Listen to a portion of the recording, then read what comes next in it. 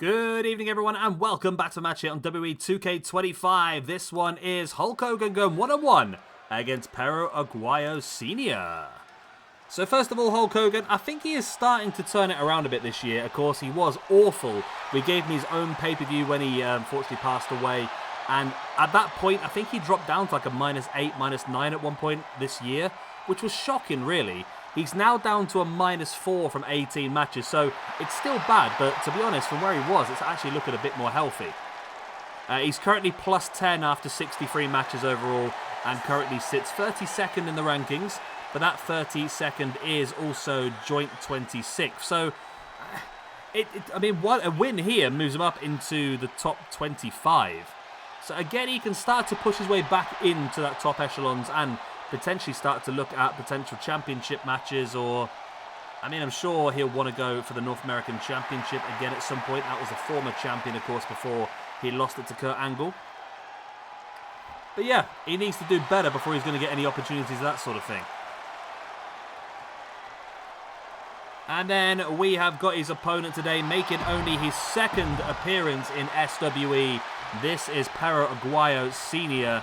He made his debut only last week in an underground match against Kenta Kobashi, which he was on the losing side of. But I quite enjoyed him, and I think that this should be a pretty interesting match. Of course, both these guys from the 80s, I believe. When was Perro? I did this last time, and I can't remember off the top of my head now. So, Perro Aguayo Sr.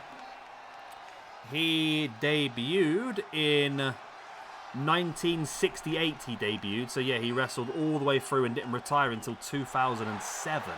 Wow. He was all over the place, wasn't he? So yeah, he wrestled quite a lot across many different companies, mainly AAA, of course. He's part of the AAA Hall of Fame. He was once crowned WWF Light Heavyweight Champion.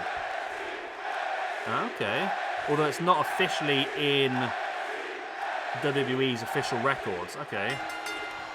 Aguayo was the first person crowned the WWF Light Heavyweight Champion, though pre-1997 title reigns are not included in the original history. In 2012, he was inducted into the AAA Hall of Fame. So Perro Aguayo Jr. was the first, Perro Aguayo Sr. was the first ever WWF Light Heavyweight Champion, even though it's not recognized. That's a crazy. Let me just see if it's actually on the Wikipedia. Light Heavyweight Champions, yeah, okay. Perro Aguayo defeated Gran Hamada in a tournament final to become the inaugural champion. That's 1981, okay. Okay, so the WWF Light Heavyweight Championship is a championship they have taken from other companies then. So it was originally in UWA, where Perro Aguayo became the first champion against Gran Hamada.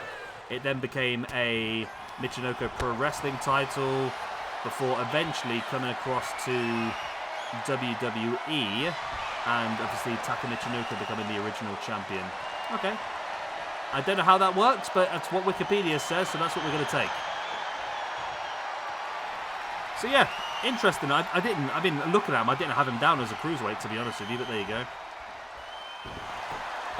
Former AAA champion as well, former IWC World Heavyweight Champion, former Mexican Heavyweight Champion, Mexican Tag Team Champion alongside his son, Perro Aguayo Jr.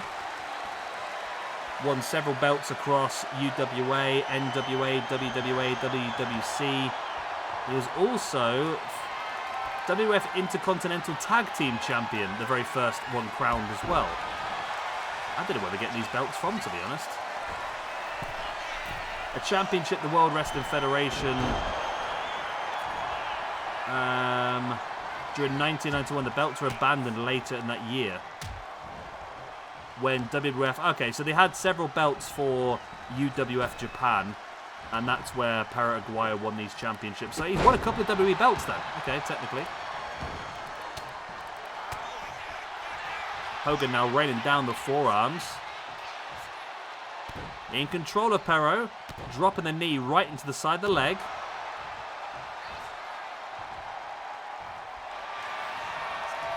Hogan now in with the bear hug.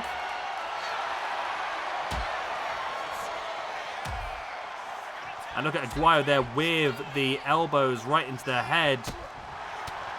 There's the boot in the gut. Perro now in control. There's the knees right into the chest. Hogan fighting back though, taking control.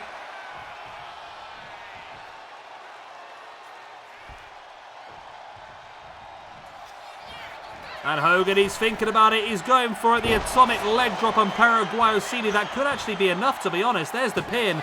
It's very early in the match, but it could be enough to secure the win. It's not. It's only a 2 count. Wow.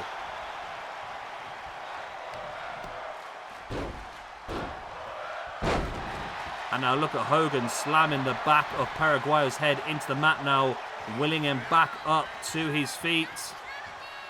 And there is a big size difference that I weren't quite expecting, to be honest, as Hogan now heading up to the top. Not well known for his cruiserweight ability, but he does hit the double axe handle. And oh, there we go. Music begins. Yeah, because Jey Uso, obviously, we've always had that massive ongoing feud between Jey Uso and Hulk Hogan that obviously it's just always been a... Is that Jey or is that Jimmy? I always get confused. That is Jey, isn't it? Because you've got the Yeet armband, which is the worst thing in history, by the way. I mean, don't get me wrong, I'm not a fan of Joe Hendry, but I can tolerate it because I understand what they're doing and people get it. But the Yeet thing just infuriates me. I don't know why. Every time I look at it, the Yeet thing just infuriates me. There's the nutbuster by Perro Aguayo, then runs in with the running big boot, taking down Hogan, dropping the back senton as well. Aguayo now in the big double foot stomp. Wow, he really flew across the ring then. There is the pin. Only a 2 count.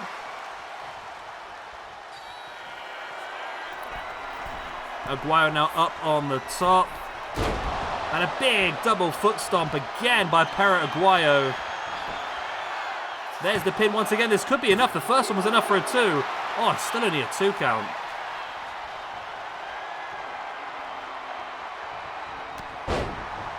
And a big running clothesline. And Perro Aguayo is all of a sudden absolutely on top of this one. I really thought that Hogan was going to dominate this one. He hit that atomic leg drop earlier on, but since then he's been absolutely brutalized. There's a forearm in the back. Hogan sending him off the ropes. Big over the top. High back body drop. Brings Aguayo back up to his feet. And he's going to choke slam him. Okay. Look at Hogan with a choke slam.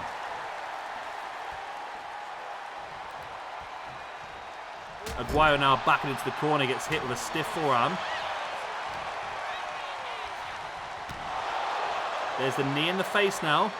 And whenever there's one interference, there's always 2. Who's this?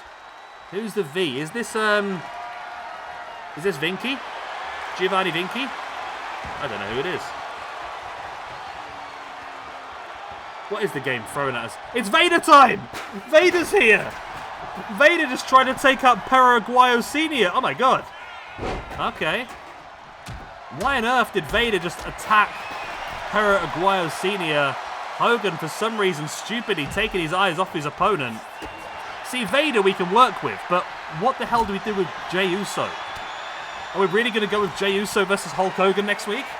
You know what? I think we have to. I think Jey Uso versus Hulk Hogan is a match that is devastatingly terrible, but I think it's one that we have to put on. The same with Perro Aguayo Sr. versus Vader. I mean, I was really hoping not to put extra freaking matches on next week because I've got too many as it is, but when the game gives you lemons, you've got to make lemonade.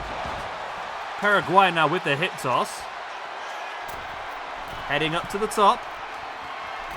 And diving in with a big double foot stomp attempt. No, Hogan moved out the way. And there's the big boot, which he normally likes to follow up with the atomic leg drop. And no, goes straight into the pin. Oh, it's only a 2 count.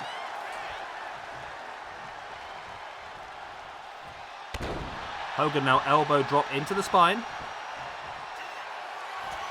I mean, I've already got a match planned in for Hogan against Blue Demon Jr. I don't really want to get rid of, to be honest. So it's going to be tripping up on the Hogan matches. I mean, there is the next atomic leg drop, and there is your free... No! How on earth is that not a free count?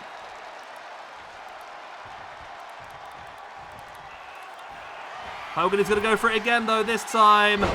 Boom. No. Misses the atomic leg drop. Straight in with the running drop kick by Perro Aguayo. There's the back senton. And there's the win. He's got it. My God, Hulk Hogan is fucking awful, isn't he? I think we need to do Hulk Hogan versus CM Punk. Right, Perro Aguayo Sr. then gets the point, moves up to a 0 after 2 matches. And Hulk Hogan himself gets another loss this year, moves him back down to a -5 and a +9 overall. And I think we do... As much as I don't want to do any more freaking matches, I think we have to book in another one, don't we? Okay. We'll do Hulk Hogan. I can't believe I'm doing Hulk Hogan versus Jey Uso on a fucking... Hulk Hogan versus Jey Uso. Jey Uso is a match that is now officially in the list of matches that's going to happen, so you're stuck with it, I'm afraid. And then, I suppose, on Friday, we'll squeeze that in as well. We'll do... See, this one I don't mind too much. Perro Aguayo Sr. versus Vader.